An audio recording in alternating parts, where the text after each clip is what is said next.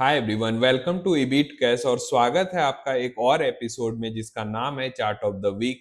जिसमें हम हर हफ्ते चर्चा करते हैं एक ऐसे चार्ट की जिसमें हमें कुछ खास पैटर्न्स दिखते हैं, कुछ खास एक्टिविटीज दिखती हैं या कुछ ऐसा दिखता है जिससे हमें लगता है कि आगे आने वाले समय में इस स्पेसिफिक चार्ट पे, स्टॉक पे या कंपनी पे किसी भी प्रकार का ऊपर का या नीचे की तरफ का डाउनवर्ड या अपवर्ड मूवमेंट बन सकता है। चलिए चलते हैं चार्ट पर और जानते हैं इसके पीछे के लॉजिक के बारे में।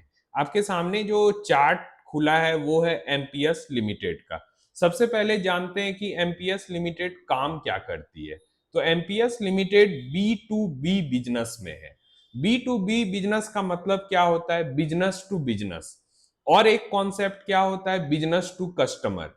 वैसे बिजनेसेस जो बिजनेस टू कस्टमर बिजनेस होते हैं वो तो आपको दिखते हैं, जैसे आईटीसी हुआ, जैसे आप किसी भी प्रोडक्ट को यूज करते हो, पीडी लाइट हुआ, एशियन पेंट, इसको आप बाजार में देख सकते हो। लेकिन बी टू बी बिजनेसेस आपको बाजार में नहीं दिखते हैं क्योंकि ये बिजनेस टू बिजनेस होते हैं। इसका कस्टमर से कोई लेना देना होता नहीं है।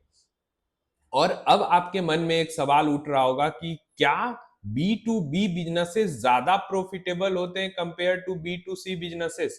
तो अक्सर ऐसा पाया गया है कि बी टू बी बिजनेसेस के मार्जिन ज्यादा होते हैं क्योंकि वहां वॉल्यूम, जो ऑर्डर का वॉल्यूम होता है वो भी बड़ा होता है और एक फिक्स कस्टमर बेस भी बना होता है।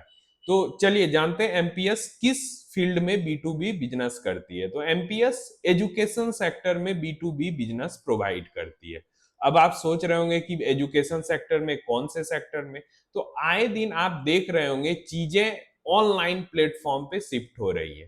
चाहे आपके प्राइवेट क्लासेस हो, चाहे आपके सरकारी क्लासेस हो, सभी कोशिश कर रहे हैं कि अपने चीजों को ऑनलाइन रिप्रेजेंटेशन दिया जा सके, चाहे वो शिक्षा की बात हो, सरकारी शिक्षा की, चाहे गैर सरकारी शिक्षा की।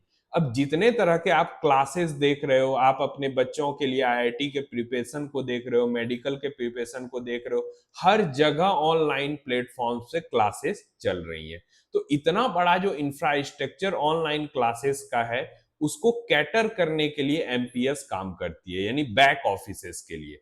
बहुत बड़े बड़े इंस्टीट्यूशंस अपने लाइव क्लास देते हैं, लाइव डिस्ट्रीब्यूट करते हैं, पूरे इंडिया में ही नहीं ग्लोबली क्लासेस को देते हैं। तो उनके लिए एक बड़े इंफ्रास्ट्रक्चर की जरूरत होती है जिसमें उन्हें हेल्प करता है एमपीएस लिमिटेड। और बड़े बड़े एजुकेशन हब जो हैं उनके साथ एमपीएस लिमिटेड का कोलेब्रेशन है। और चूंकि ये एक तरह से बड़ा शेयर लेकर बैठा है तो फंडामेंटली ये शेयर काफी मजबूत दिखता है और इस पे काफी कम लोगों की नजर भी है।